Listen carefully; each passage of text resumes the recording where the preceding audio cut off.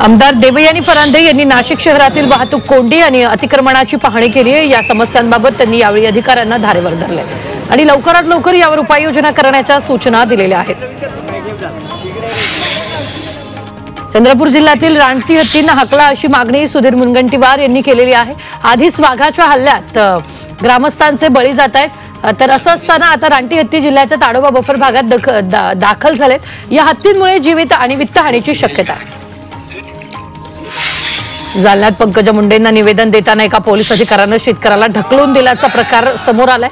तर घटनेच्या निषेधार्थ जिल्हाधिकारी कार्यालयासमोर शेतकऱ्यांनी निदर्शनं दिली आहेत। शेतकऱ्याला ढकलणाऱ्या पोलीस निरीक्षकाला बडतर्फ करा अशी मागणी संतप्त शेतकऱ्यांनी केली आहे। यावेळी शेतकऱ्यांनी प्रशासनाविरोधात जोरदार घोषणाबाजी करत निषेध व्यक्त केला।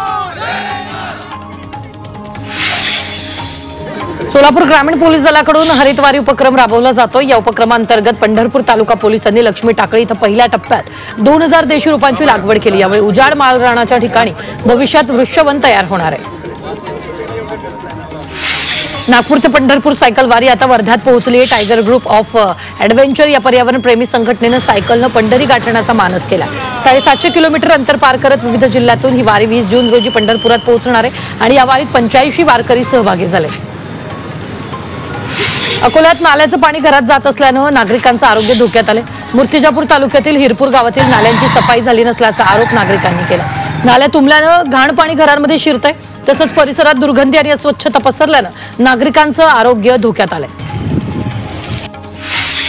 कोल्हापूर शहराची हद्दवाढ करण्याला नागरिकांनी विरोध केलेला आहे। तर हद्दवाढीचा घाट घातला तर आगामी जिल्हा परिषद आणि महापालिका निवडणुकीवर 20 गावं बहिष्कार टाकणार असा इशारा हद्दवाढ विरोधी कृती समितीने दिला। उद्या 20 गावातील नागरिक बंद पाळून सरकारला आपलं म्हणणं ऐकण्यास भाग पडणार आहेत। तसंच उद्या मुंबईत कोल्हापूर शहराच्या हद्दवाढीबाबत महत्त्वाची बैठक होणार आहे।